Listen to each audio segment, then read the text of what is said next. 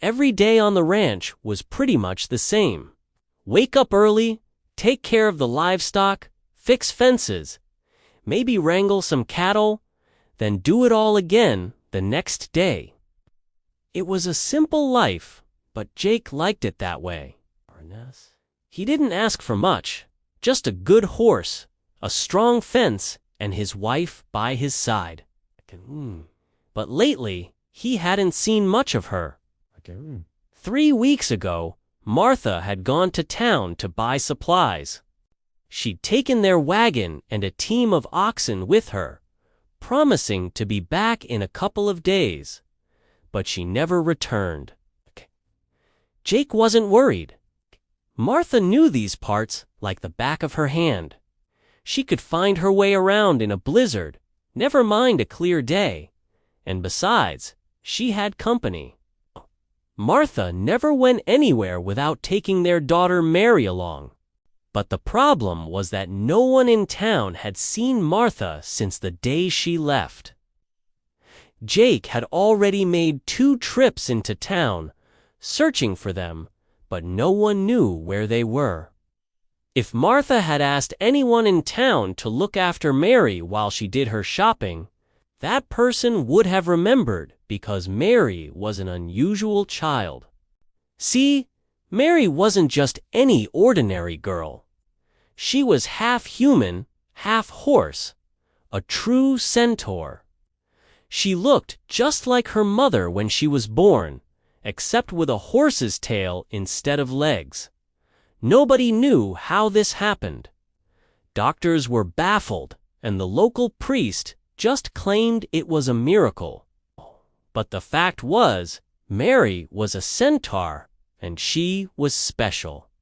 Not only could she run faster than any horse and swim across the river in mere minutes, but she also had an uncanny connection with the animals. They seemed to understand each other. When Mary cried, the birds flew away. When she laughed, the rabbits hopped closer. After exhausting all other leads, Jake decided to go into the forest and look for signs of centaurs. He'd heard stories of wild centaurs living deep in the woods, but he'd always assumed they were just fairy tales. Still, he figured it was worth a shot.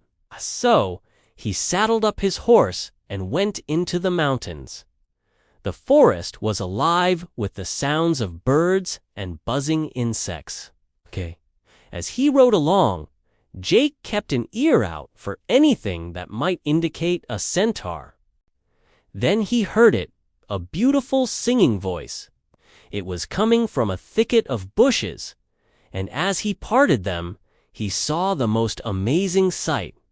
There in front of him was a tribe of centaurs, about 20 strong, all shapes and sizes. A full-grown male centaur could easily stand 8 feet tall, while the females were closer to 6 feet. Their upper bodies were humanoid, muscular and tan, with long flowing hair and kind faces. Their lower bodies were that of a horse, powerful and sleek. But what truly captivated Jake was the way they moved, so graceful and fluid, like water flowing downhill. As if sensing his gaze, the largest of the male centaurs turned toward him. His eyes, dark and intense, seemed to bore into Jake's soul. The male centaur rose from his seat and walked toward him, stopping a few paces away. In a voice that rumbled like distant thunder, he asked, "What brings you here?" Jake managed to stammer out, "I'm looking for my wife, Martha, and my daughter, Mary." The centaur nodded, motioning with his head for Jake to follow him. Then, parting the bushes, he disappeared into the trees. Jake hesitated for a moment, then followed him. The centaurs had gathered around a campfire, and Jake could hear the crackling flames and smell the delicious aroma of roasting meat before he even saw the fire. As he emerged from the trees, the centaurs fell silent, staring at him intently. Jake felt a flush of heat rise to his cheeks. He wasn't sure what to say or do. He wanted to explain why he was there, but the words wouldn't come out. The female centaur with the kind face from earlier approached him. "Are you lost, little brother of man?" she asked.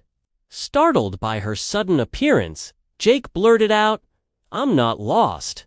I'm looking for someone." The female centaur placed a comforting hand on his arm.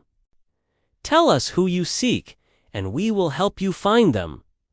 Reassured by her gentle touch, Jake told them about his missing wife and daughter. When he finished his tale, the large male centaur spoke up.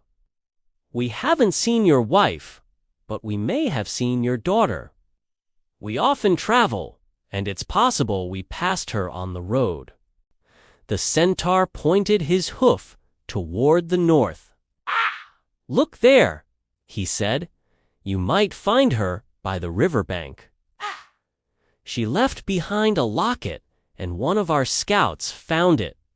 Here, the female centaur reached out and placed a silver locket in Jake's hand.